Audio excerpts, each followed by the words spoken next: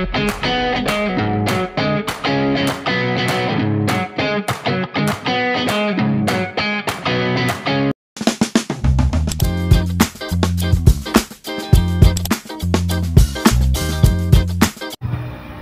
ng saliksik ang simula ng bagong hamon.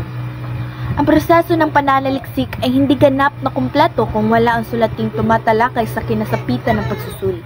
Sa makatuwid, ang lahat ng dinanang proseso sa pananaliksik ay maituturing na preliminaryong hakbang tungo sa pagsasakatuparan ng mga saliksik sa pamamagitan ng pagsulat nito. Sa pamamagitan ng pagsulat ng saliksik, na ibabahagi ng mananaliksik ang mga impormasyong nalikom mula sa ginawang pag-aaral. Maaari itong magbunsod ng interes sa paksa na magdudulot ng patuloy na pananaliksik ng iba pang mag-aaral at scholar. Ibig sabihin, ang pananaliksik ay puhunan din sa pagpapaunlad ng pag-aaral sa isang penomena. Sinasabi dito na ang pagsulat ang nagpapakumpleto sa proseso, dahil ito ang paraan upang maibahagi ang natuklasan sa iba. Sa pamamagitan ng pagsulat, ang saliksik ay nagiging isang puhunan at simula para sa mga sumusunod pang pag-aaral. Isipin mo lang kung hindi na isulat ng mga naunang scholar at siyentipiko ang kanilang mga saliksik, paano ito makakarating sa atin? Paano yayabong ang pag-aaral sa mga larangang ito? Halina't pumalaot sa bagong hamon ng saliksik at mag-ambag ng kaalaman kapaki-pakinabang.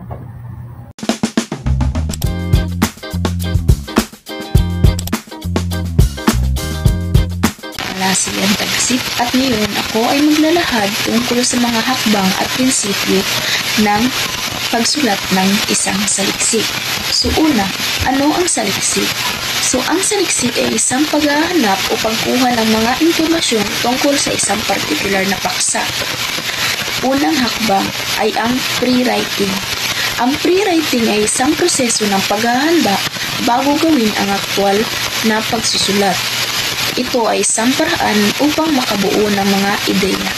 Kabilang sa aktibidad ng pre-writing ay tulad ng mga brainstorming o pagbuo ng ideya, paglikha ng outline, at pagtatanong ng mga katanungan tungkol sa paksa. Ang pangalawang hakbang ay ang composing. Ang composing ay isang proseso ng paglikha ng sulatin o akda sa pamamagitan ng pagsasama-sama ng mga salita, pangungusap at ideya upang makabuo ng isang makabuluhan at organisadong mensahe. Ang pangatlong hakbang ay ang rewriting.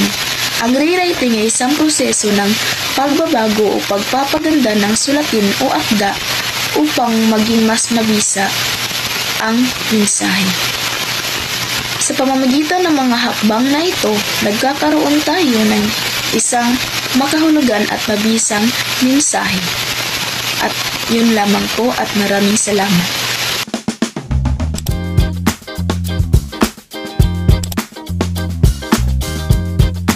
Dinopol at ako ay mag-uulat tungkol sa parte ng saliksik. Una, ang introduction at pangalawa, ang katawan. Dako muna tayo sa introduction.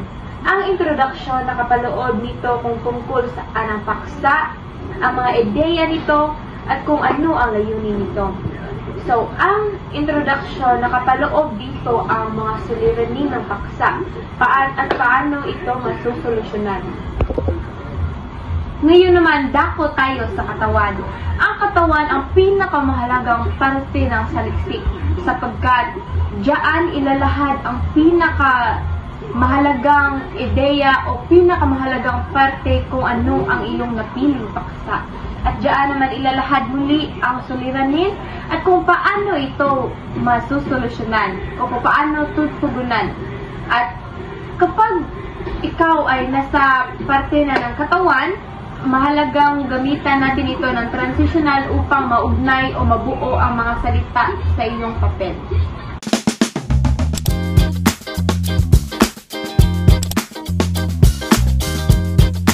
Magandang araw sa inyong lahat. Magandang araw din kay Ginang Amansya. Ako nga po pala si Rago Kimberlyn at andito ko ngayon upang italakay sa inyo ang konklusyon at ang pagkilala sa sanggunian. Una, ano nga ba ang konklusyon? Ang konklusyon ay kinapapalooban ng isa o kombinasyon ng sumusunod. A. Buod ng mga paunahing ideyang nabuo sa katawan ng saliksik. B. Sipi o pahayag na naglalagom sa papel at maaaring maging lunsaran ng pagtalakay sa halaga ng papel. C. Pagbalik sa ideyang binuksan sa introduksyon. At D. Pagbubukas ng ilang usaping kaugnay ng nilinang na paksa para sa susunod na pananaliksik. Ang konklusyon ay nagsisilbing huling bahagi ng isang sulatin o argumento na binubuod ang esensya nito sa pamamagitan ng paglalagom ng mga pangunahing punto ng pagtatapos. Ang layunin nito ay muling ipahayag ang pangunahing thesis, bigyan diin ng sumusuportang ebidensya at magbigay ng panghuling kaisipan o take-away na nag-iiwan ng pangmatagalang impresyon sa mambabasa. Tiyaking matamo ang full circle effect. Ibig sabihin, malinaw ang koordinasyon ng istruktura na nagtatamo sa pamamagitan ng pagbubuod ng mga pangunahing ideyang pinag-aanday sa loob ng saliksik at koordinasyon ng estilo na natamo sa pamamagitan ng muling pagbanggit sa bahagi ng konklusyon ng mga sitwasyon, imahen, talinghaga at tayutay na maaring nabuksan sa introduction. At ngayon, dumako naman tayo sa pagkilala sa sanggunian. Ano nga ba ang pagkilala sa sanggunian? Ang pagkilala sa sanggunian, mahalagang kasanayang nararapat matutuhan sa pananaliksik, ang karapatang pagkilala sa sanggunian. Ang hindi pagtukoy sa mga sinanguning libro, artikulo at iba ay malinaw na anyo ng plagiarism na lumalabag sa pagiging matapat ng isang mananaliksik.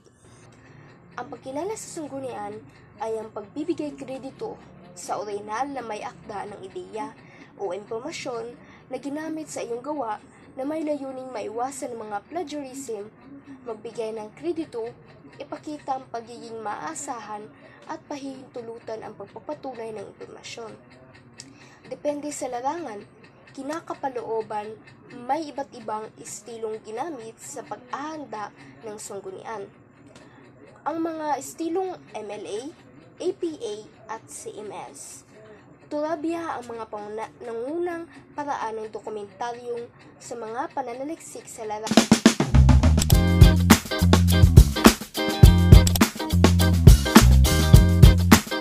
Magandang araw po sa inyo lahat. Ako po si Alexius D. Gabriela at sa araw na ito ay aking ipapaliwanag ang tungkol sa estilong MLA o Modern Language. Modern Language Association Style. Isa sa mga ginagamit na paraan ng pagsulat at pagdokumento sa mga akademikong gawain. Estilong MLA, Modern Language Association.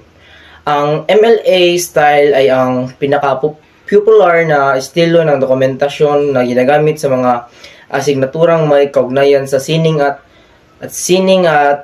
humanities, gaya ng wika, panitikan, kasaysayan at filosofiya. Sa estilong ito, ang pagkilala sa may akda ay isingit sa loob ng panaklong sa mismong teksto. Pagkatapos ng hinanguang ideya o salita, halimbawa, ang patakaran sa wika ng edukasyon sa Pilipinas ang pinaka-komplikado kung ikukumpara sa mga nabuo sa Malaysia at Indonesia. Maaari ring lamang ilagay ang pangalan ng mga akda sa mismong pangusap at ang pahina sa panaklong. Ayon kay Constantino, ang patakaran sa wika ng edukasyon sa Pilipinas ay pinaka-komplikado. Sa dulo ng papel, kailangan ilagay ang kumpleto sanggunian. Constantino Pamela C. Pagpaplanong pagwika tungo sa modernisasyong karanasan ng Malaysian, Indonesia at Pilipinas. Quezon, Sentro ng Wikang Filipino, 1991. Ang estilong MLA ay ginagamit upang maayos na kilalanin ang pinaghanguang akda sa loob ng teksto at sa listahan ng mga sanggunian sa hulihan ng papel. Sa madaling sabi, ang estilong MLA ay nagbibigay diin sa tamang pagkilala sa may akda, pag-iwas sa plagiarism at pagpapakita ng kredibilidad na akademikong pagsulat, kaya Napakahalaga para sa ating bilang mag-aaral na matutunan ito pang maging tapat, maayos at profesional na ating mga pananaliksik at gawain. At dyan nagtatapos ang aking ulat tungkol sa estilong MLA. Maraming salamat po sa inyong pagkikinig at sana ay may natutunan kayo ngayong araw.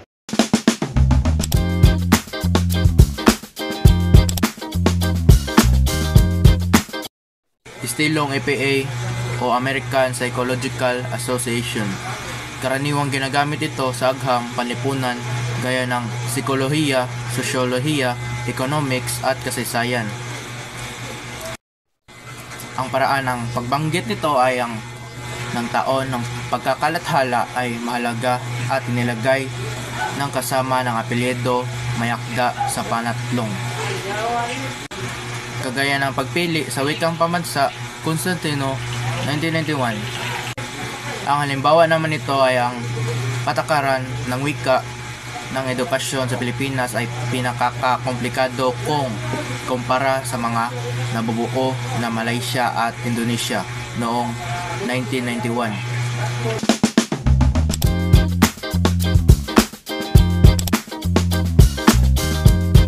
Magandang araw, ako nga pala sa Las Cunha at maglalahad ngayon. Chicago Manual Style. Ito ang pinakamatandang kilalang pamatayan ng dokumentasyon. Una itong inilatha ng University of Chicago noong 1906 at hanggang ngayon ay ginagamit pa rin, kasalukuyang nasa ika-6 na edisyon. Layunin nito na magbigay ng wastong paraan ng pagsusulat, paglalagay ng sagunian at paggawa ng listahan ng mga ginagamit na sanggunian, bibliography.